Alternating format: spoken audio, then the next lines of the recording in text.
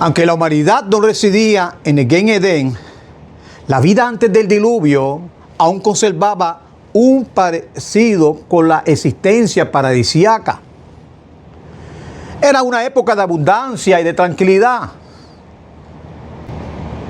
Sus vidas se prolongaban durante varios siglos y solo después de sus transgresiones Hashem decretó Bereshit 6:5, donde dice que sus días serían solamente 120 años. Ellos no conocían dolores, ni tampoco conocían dificultades. Y sembraban una vez cada 40 años. Y la tierra producía en abundancia para sostenerlo durante todo ese periodo.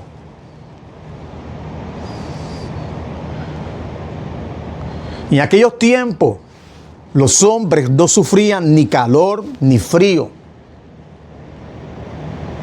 No existían los cambios de las estaciones. El clima siempre era templado, como una primavera, bien agradable y bien estable.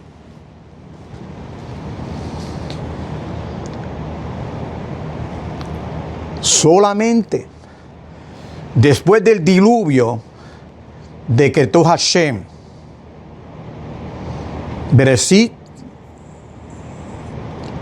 8:22, y dice así: mientras dure la tierra, la siembra y la cosecha, el frío y el calor, el verano y el invierno, y el día y la noche no cesarán.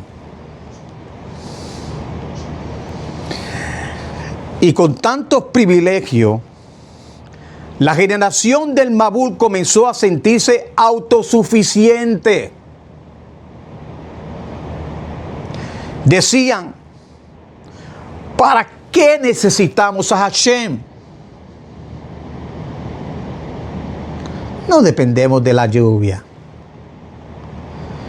Tenemos abundancia de agua en los ríos, manantiales y en los pozos. Nosotros no necesitamos su ayuda. Pero el Creador respondió: con esa misma generosidad que les concedí, ¿se atreven ustedes a rebelarse contra mí? Justamente con esa misma sustancia, con el agua, los castigaré. Y así anunció Bereshit 6:17. Ani aveir et hamabul al haere. Traducido al español: yo traeré el diluvio de aguas sobre la tierra.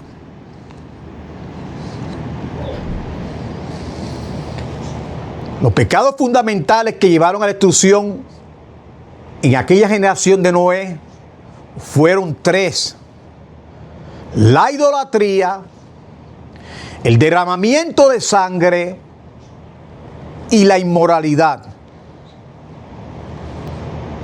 Ellos se apartaron de Hashem, como dice el libro de Job,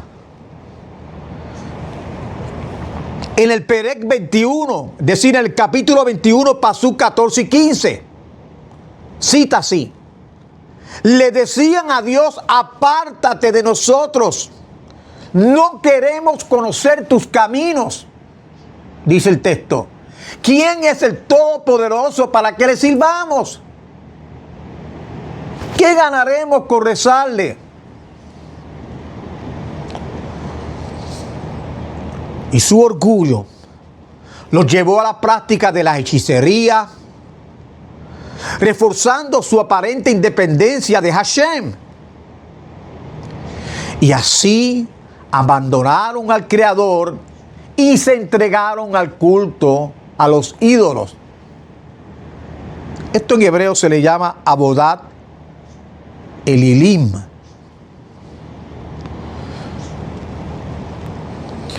La violencia y el asesinato eran comunes. La corrupción moral de aquella generación recuerda más tarde la maldad de la ciudad de Sedom, es decir, de Sodoma, que será relatada en la Parashá Vayera.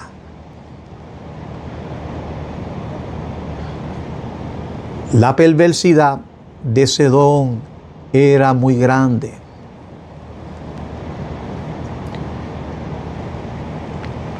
Las generaciones previas al diluvio desobedecieron el mandato que Hashem les había dado a Adán. Pru u revu, que significa fructificad y multiplicaos. Bereshit 1:28. Su meta principal era la gratificación de los instintos y por eso buscaban reducir al mínimo la procreación. Y esta actitud desembocó numerosas perversiones. Los hombres solían tomar 2 esposas, una destinada únicamente a engendrar hijos y la otra dedicada al placer. Practicaban el intercambio de mujeres, degradando el matrimonio.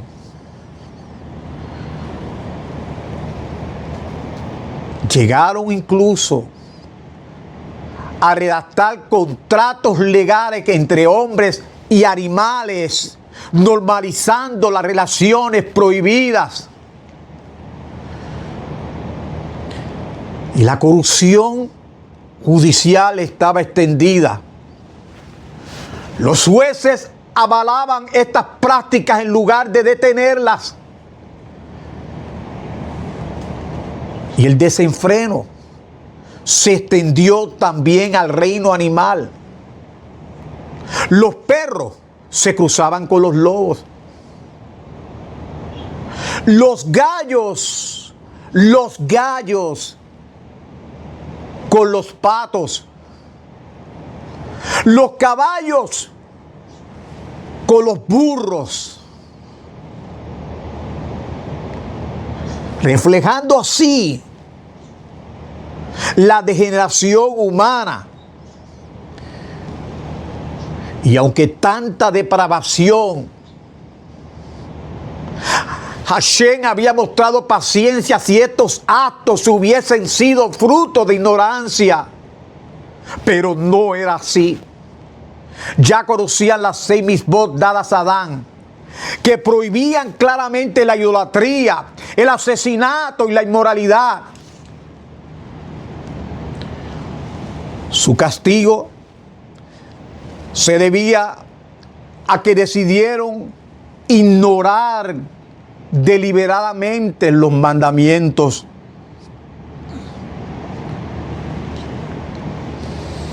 Y con todo esto, oiga bien, con todo esto, lo que selló definitivamente el decreto de la destrucción fue el robo. Escúchelo bien. Fue el robo.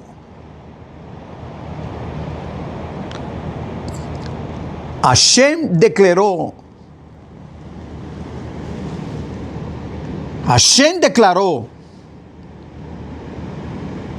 Bereshit 6:13, que Sekol Basar Ba Lefanai, que significa el fin de toda carne ha llegado ante mí.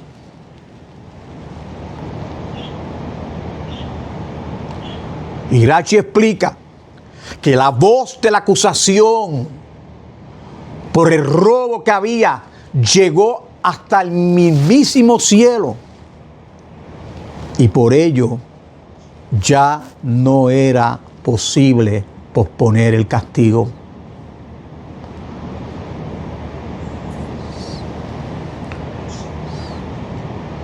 La corrupción de esa época se reflejaba incluso en lo cotidiano. Por ejemplo, si un hombre llevaba en una canasta llena de arvejas, vamos a decir algo que es como gandules, como frijoles, algo pequeño como gandules, como frijoles, como pitipuá, pronto se encontraban rodeados con una multitud que se las arrebataba. Y cada persona venía y tomaba una porción mínima. Pero sucede que entonces la canasta se vaciaba rápidamente. Y la víctima no podía recurrir al juez. Porque cada ladrón podría alegar que su robo era demasiado de insignificante y arrebatar los bueyes y los burros a los huérfanos y a las viudas.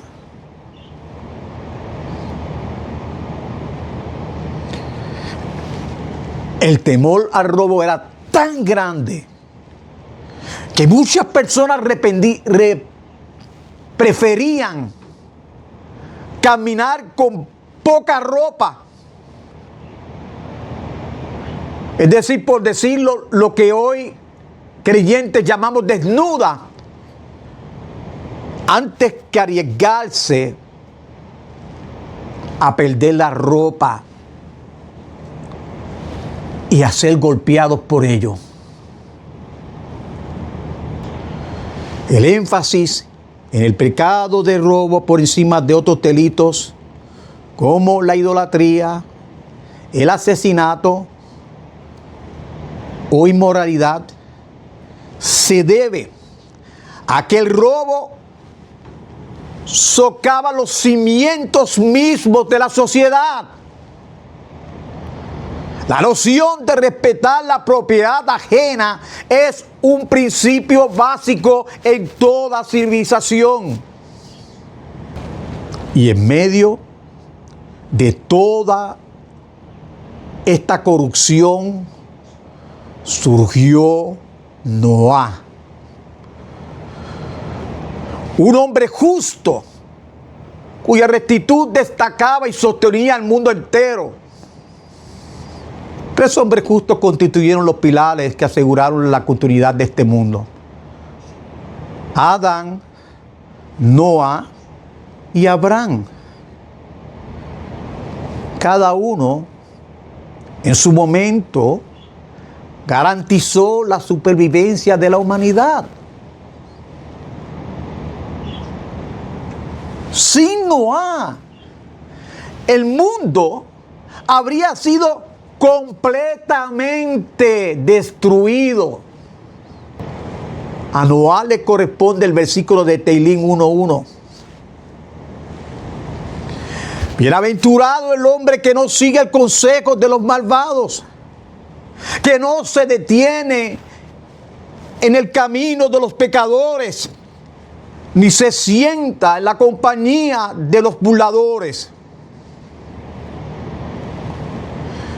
Y aunque la corrupción moral y ética reinaba a su alrededor, Noé nunca permitió que su conducta fuera moldeada por sus contemporáneos.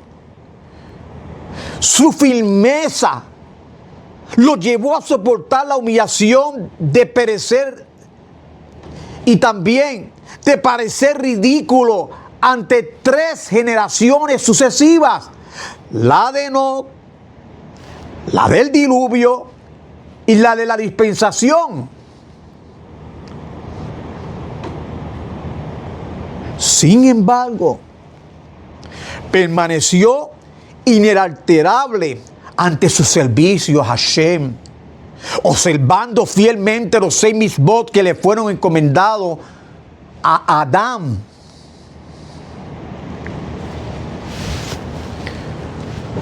Y su esposa, que se llamaba Naamá, también era una mujer recta. Su nombre refleja el carácter agradable y virtuoso. Noah tuvo 3 hijos, Jefet, Ham y Shem, quienes continuaron los caminos de Hashem, siguiendo la enseñanza de su padre y también la de su abuelo Matushelá. Y entre ellos, Shem es mencionado primero en la Torah debido a su especial virtud. La Torah describe a Noah como un justo, lo que nosotros llamamos tzadik, perfecto en su generación. Bereshit 5:9. Y este agregado nos enseña que su rectitud se evaluaba en relación con el entorno corrupto que lo rodeaba.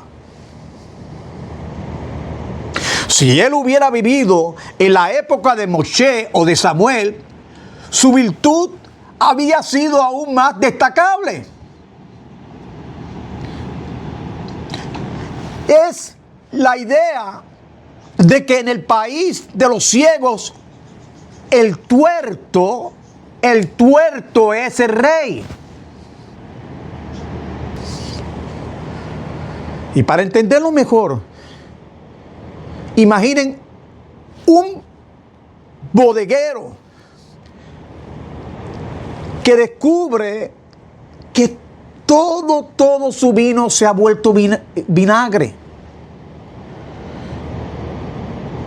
Al final encuentra un barril que, comparado a todos los demás, aún conserva un sabor agradable. Aún conserva un sabor agradable. Noah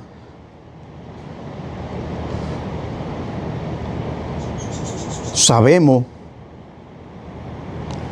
que fue llamado justo en comparación a su generación decadente. Y al mismo tiempo, algunos opinan que este pasuk busca resaltar su potencial.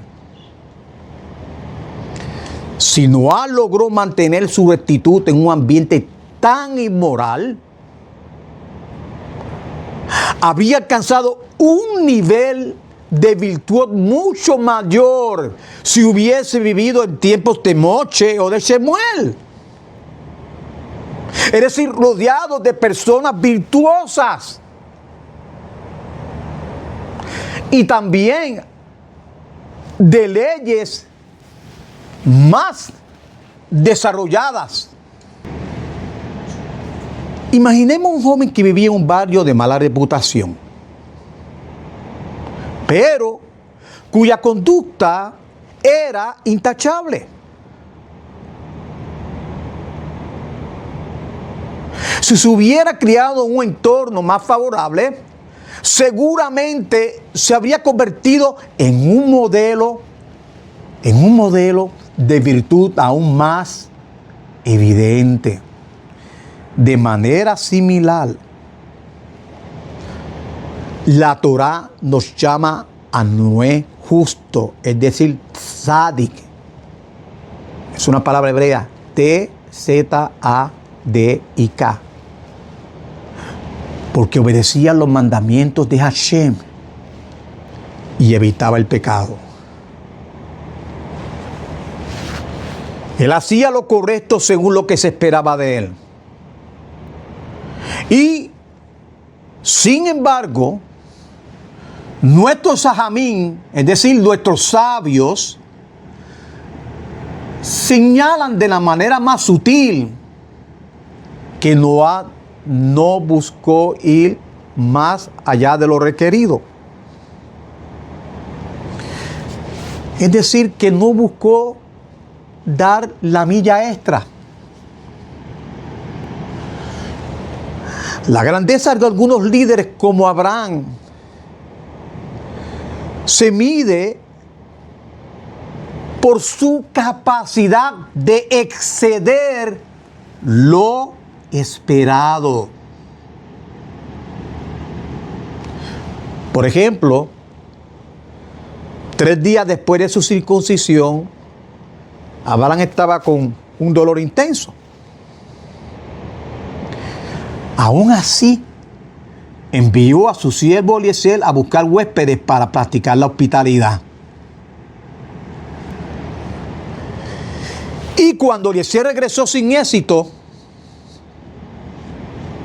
Abraham podía haberse retirado a su tienda, ya que él había cumplido con su deber. Pero él decidió superar las expectativas. Diferente a Noé. Permaneció frente a su tienda, esperando a posibles invitados, y luego salió al camino en busca de una oportunidad de hacer el bien. Así, Abraham transformó su carácter y se elevó a un nivel de virtud superior, lo que cambió su destino y lo convirtió en una figura aún más significativa en la historia. Hashem reveló a Noé que iba a destruir a la humanidad debido a sus 3 pecados principales. Pero con énfasis especial a robo entre todos ellos. Le dijo: he decidido traer un diluvio que aniquilará toda vida y arrasará incluso la capa superficial de la tierra. Y Noé recibió la instrucción de construir un arca, un refugio que lo preservaría a él, a su familia y a los animales del desastre que se avecinaba. Y para ilustrar la magnitud de lo que estaba por venir, pensemos en una historia. Un rey y una reina aguardaban ansiosos la boda de su hijo. Un evento que podía haber sido el acontecimiento social más importante del año. Todo estaba preparado. El salón y la jupá decorados con lujo. Y los gastos que se hicieron no tenían límite. Pero de repente ocurrió una tragedia. El príncipe, ¡pum!, falleció. Y todo el esplendor y la celebración quedaron en vano. De forma similar, el mundo estaba destinado a enfrentar una catástrofe tan grande que todo lo que parecía estable y parecía seguro sería destruido. Y Noé tenía que actuar para salvar lo que pudiera. Y para ilustrar la magnitud de la pérdida,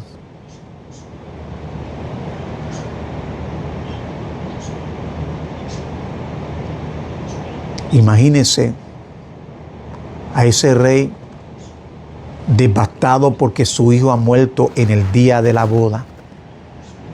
Y en su desesperación comenzó a destruir la decoración, a romper las cortinas de la jupá y a pisotear las flores. Y nadie, pero nadie podía detenerlo. Y aunque se hubieran inventado miles de preparativos, su dolor era tan grande que todo lo material le carecía de valor. Y de manera similar, Hashem expresó: crea el mundo y todo lo que contiene para el beneficio del ser humano. Si los hombres desaparecen, ¿de qué sirve la tierra? El diluvio que destruirá la humanidad también aniquilará a los animales, la vegetación y afectará incluso la superficie de la tierra. Luego, Hashem le dio instrucciones precisas a Noé. Debía de construir un arca de madera de gofer con 3 niveles. El nivel de abajo, el nivel inferior para los excrementos. El nivel intermedio sería para los animales. Y el nivel superior sería reservado para los humanos.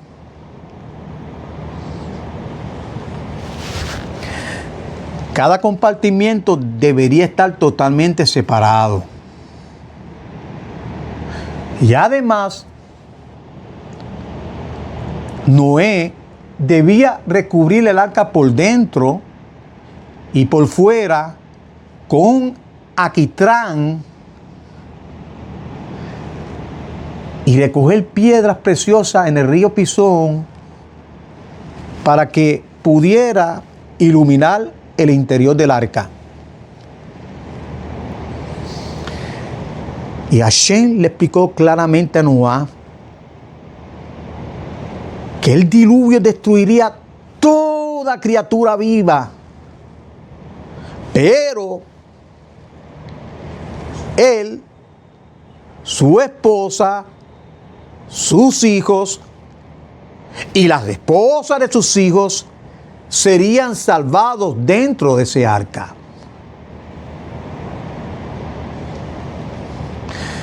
Y a diferencia de Moche, quien intercedió por su pueblo cuando se anunció el castigo, usted puede buscar eso en Shemot 32:10. A diferencia, oiga esto que es importante, Noé no pidió misericordia por su generación. Ahora pueden entender por qué se dice que Noé fue hallado justo en su generación.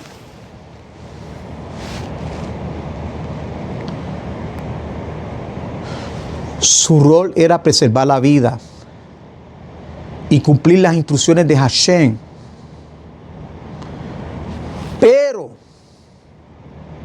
Pero no fue más allá, no dio la milla extra. Él no medió por los demás como lo hizo Moche o como lo hizo Abraham.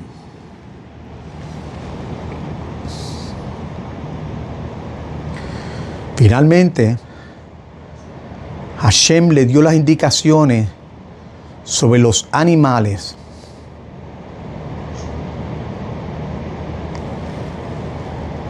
Debía traer al arca una pareja de cada especie impura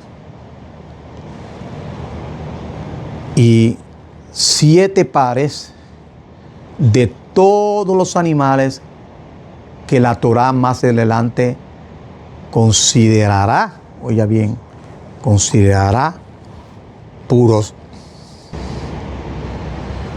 Cuando Hashem instruyó a Noé sobre los animales que debía llevar el arca,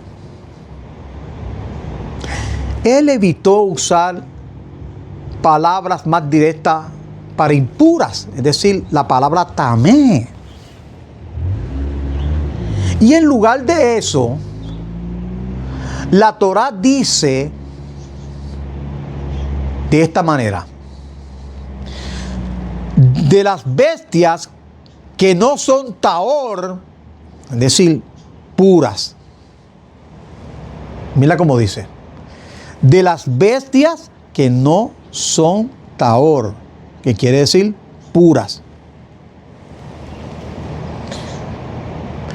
Y esto nos enseña que incluso el dar instrucciones importantes, siempre debemos expresarnos con delicadeza y respeto, evitando términos vulgares o abruptos.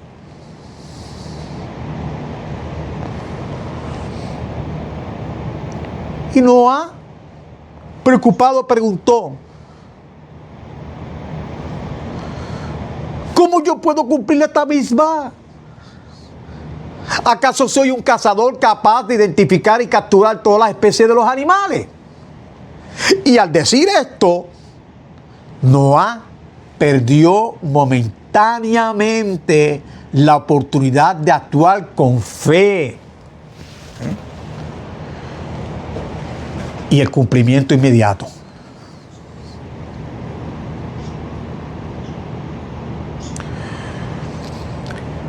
Y Hashem le aseguró: no necesitas perseguir ni atrapar los animales, vendrán al arca por su propia voluntad. Además, Hashem le prometió protección. Haré un pacto contigo para asegurar que las provisiones que lleve al arca no se estropeen. También te protegeré de hombres perversos de tu tiempo, quienes no podrán dañarte ni impedir que ingreses al arca, aunque tengan más fuerza que tú. La construcción del arca por parte de Noé tomó 120 años.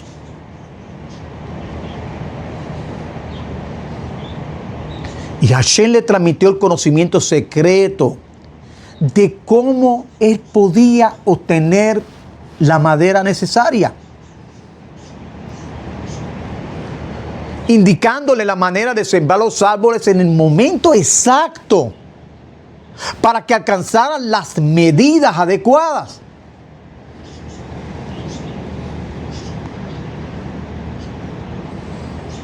Noé aprendió cuánto demoraba un árbol en llegar a 300 amot.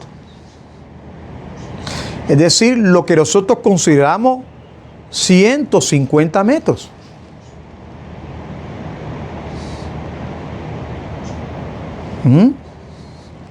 ¿Cuánto a 30 amot? Es decir, a unos 15 metros. Y de ese modo, Noé plantaba cada especie en la fecha precisa, de manera que al crecer ya tuviera las dimensiones correctas para las vigas del arca, sin necesidad de recortarlas después. Era indispensable que él mismo sembrara los árboles.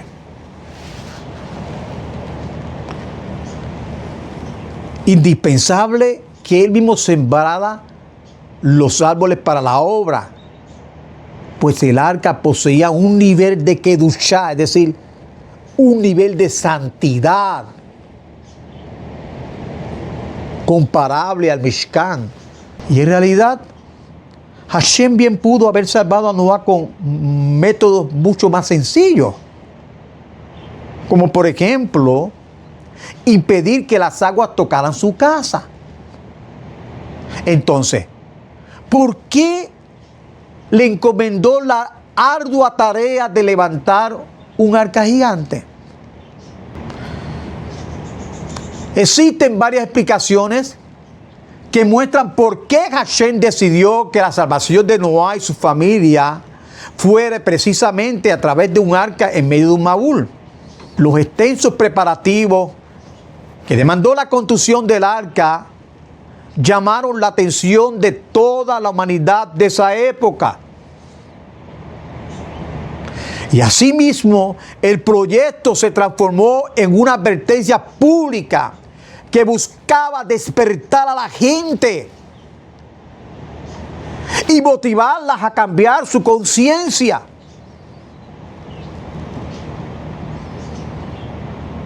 Los contemporáneos de Noé le preguntaban: ¿por qué tú inviertes tanto tiempo levantando ese arca? A lo que Noé respondía con firmeza: el dueño del universo me ha ordenado hacerlo, pues planea enviar un diluvio sobre la tierra. Y en lugar de tomarlo en serio, la gente lo que hacía era que lo maldecía y le replicaban a él burlonamente: si llega a ocurrir ese diluvio, que solo destruya tu propia casa.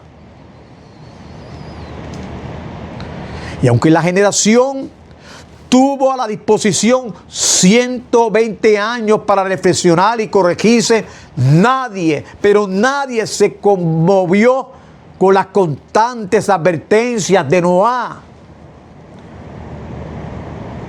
120 años de advertencia. Ellos se sentían invencibles gracias a su enorme fuerza física. Somos gigantes, decían con soberbia.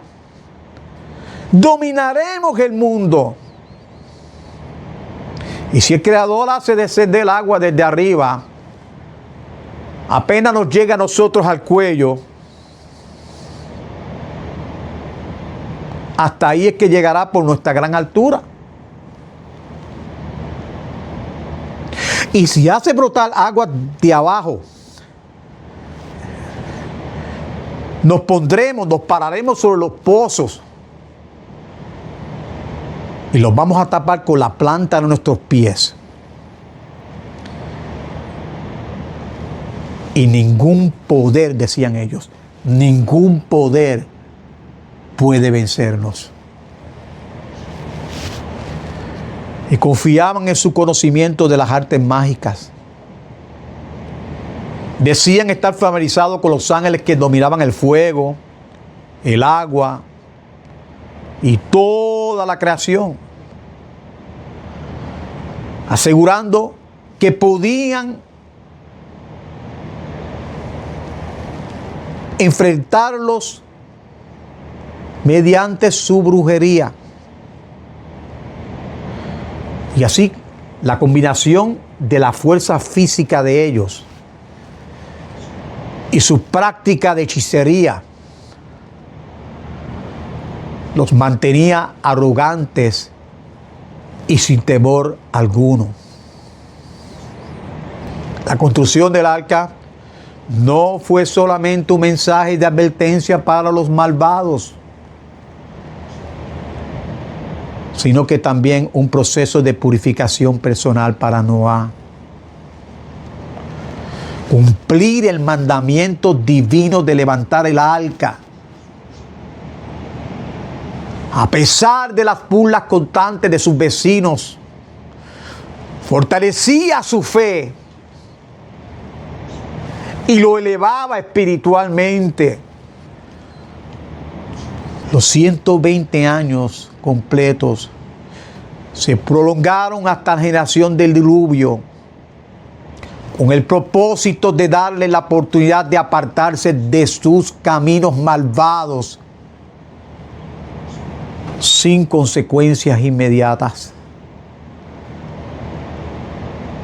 Finalmente, Hashem le concedió un periodo adicional, un periodo adicional de 7 días para corregirse, para corregir sus errores antes que comenzara el Mabul.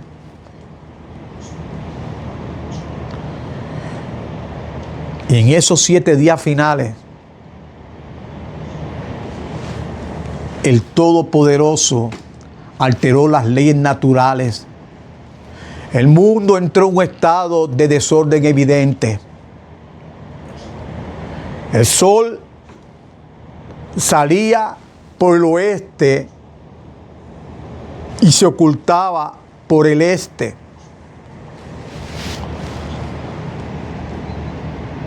Además, durante ese tiempo, la creación adquirió un aspecto casi celestial.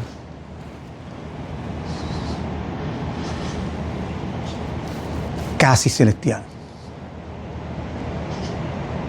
La humanidad percibía su entorno como un lugar agradable y placentero, semejante al Gay Edén, y la vida parecía una celebración continua. Hashem todavía conservaba la esperanza de que los seres humanos volvieran a Él,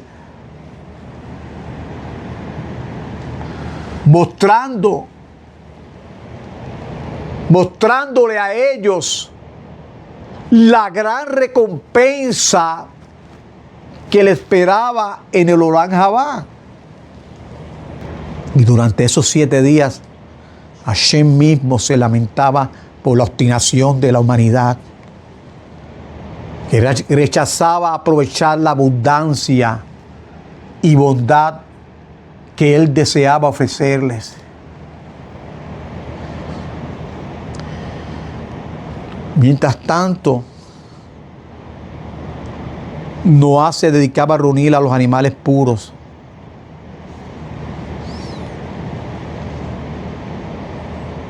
A diferencia de los animales impuros que llegaban al arca por sí mismos,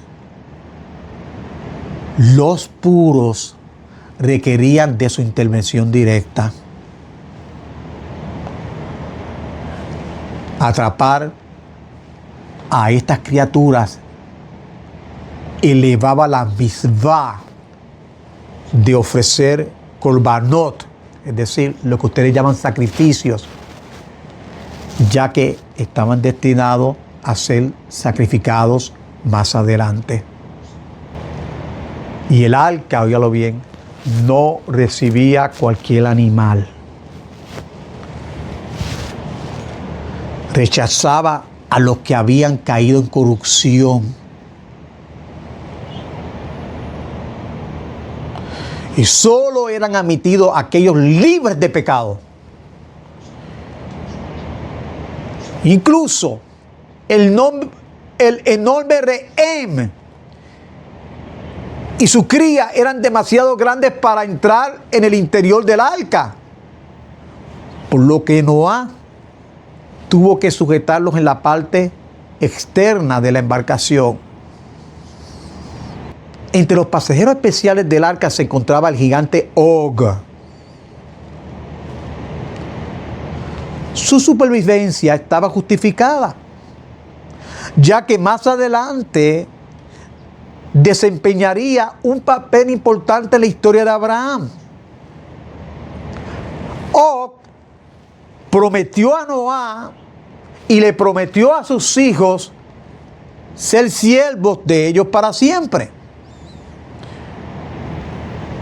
Por esta razón, Noé le permitió quedarse fuera del arca, acomodado sobre una tabla protegida por un pequeño techo. Y cada día, Noé le pasaba su alimento a través de un agujero que había hecho en la pared, asegurándose de que Og estuviera cuidado durante la travesía. Cuando Hashem instruyó a Noé,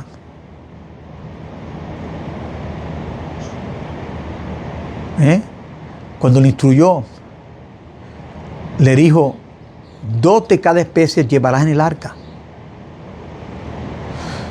Todas las criaturas ingresaron en parejas, como había sido indicado. Engaño. Buscó compañía y encontró a necesidad. ¿De dónde viene? Preguntó necesidad. Vengo del arca de Noé. Quise entrar, pero me rechazaron por no tener pareja.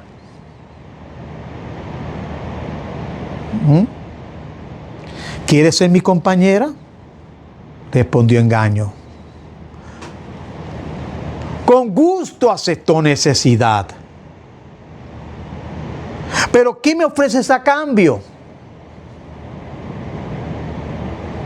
Y le contestó, todo lo que yo logre conseguir, podrás tomarlo.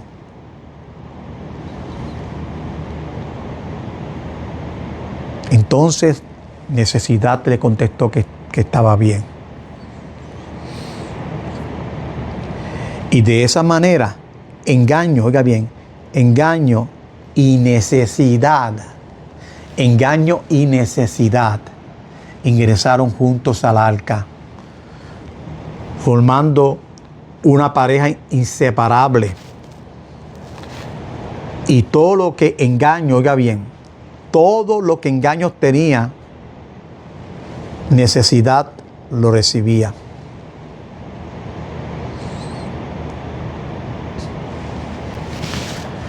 El 17 de Hesbán, el año 1656, comenzó a llover. Al principio las gotas recaían suavemente. La gente, si hubiese tomado en serio esta advertencia, todavía había tenido tiempo de transformar aquel aguacero en una bendición. Incluso Noé dudaba de que Hashem llevara a cabo su decreto. Pensaba que la misericordia divina todavía se mostraría y permaneció afuera del arca hasta que el agua le llegó a los tobillos. Y solo cuando vio al ángel de la muerte, él comprendió que debía de ingresar al arca. Los malvados habían amenazado. Decían, en cuanto veamos a Noé entrar en el arca, tomaremos hacha y la vamos a derribar. Pero Hashem le respondió, le mostraré que no podrán impedir que cumpla la voluntad divina.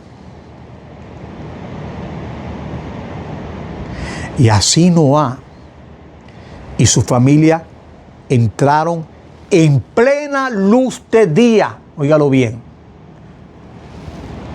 Entraron en plena luz del día ante la mirada de todos. Hashem protegió el arca y lo protegió de la siguiente manera. La rodeó de leones. La rodeó de leones, asegurando que nadie pudiera tocarla ni nadie pudiera dañarla. Escuchadme, mis hermanos y mis hermanas. Escúcheme con todo el corazón, con toda su alma. Noé, justo en su generación, nos enseña algo muy profundo: que la virtud se mide según el entorno. Sí, se mide según el entorno. La fidelidad a Hashem no depende de los demás, sino de nuestro corazón y de nuestra voluntad. En medio de la maldad, el justo brilla más. Sí, brilla más. Y su luz nunca se apaga. El pecado trae consecuencias. Idolatría, la violencia, la inmoralidad y el robo, que destruye los mismos cimientos del mundo. Sí, los cimientos del mundo. Respetar la propiedad ajena sostiene a la sociedad. Y no sostiene a todos. No sostiene a todos. Hashem mostró paciencia infinita. 120 años de advertencia. Y 7 días finales de oportunidad. Cada momento perdido nos acerca a la caída. Y cada oportunidad tomada nos acerca a la vida. Nos acerca a la bendición. Nos acerca a la luz.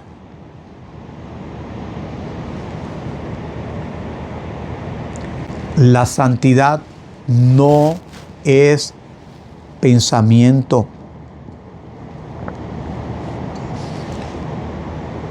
No es idea. La santidad se manifiesta en acción.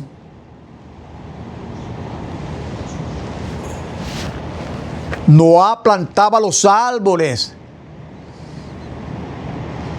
Noé levantaba el arca. Y de esa manera es que él elevaba su alma. La santidad es constancia. Es esfuerzo. Es cumplir la voluntad de Hashem con gozo, con alegría, con fervor. La justicia y la protección divina se revelan en detalles. Los animales puros vinieron al arca por sí mismos.